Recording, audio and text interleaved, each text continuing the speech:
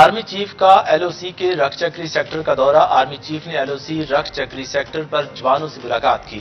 General Syed Asim Munir کو formation کی operational تیاریوں پر بریفنگ۔ آرمی چیف نے ایل او سی پر تعینات افسران اور جوانوں کے عزم و حوصلے کو سراہا۔ جنرل سید عاصم منیر نے کہا کہ بھارت کی آزاد کشمیر گلگت بلتستان سے متعلق غیر ذمہ دارانہ بیانات دیکھے ہیں۔ واضح کر دوں، پاک فوج مادر وطن کے ایک ایک انچ کے دفاع کے لیے تیار ہے۔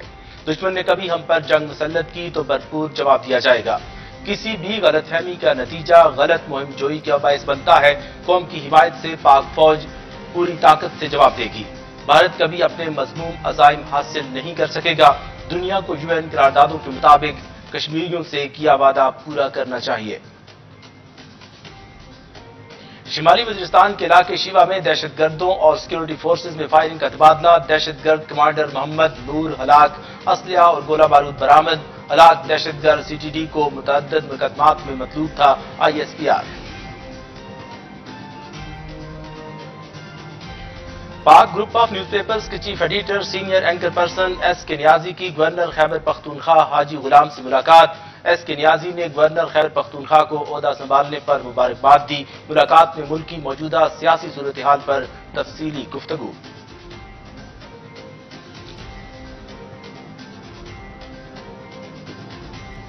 خصوصی افراد کا عالمی دن پشاور میں تقریب کا انعقاد۔ گورنر خیبر پختونخوا حاجی غلام علی نے تقریب کی صدارت کی۔ Chairman SKN trust Sardar Khan نیازی کی تقریب میں بطور مہمان خصوصی شرکت۔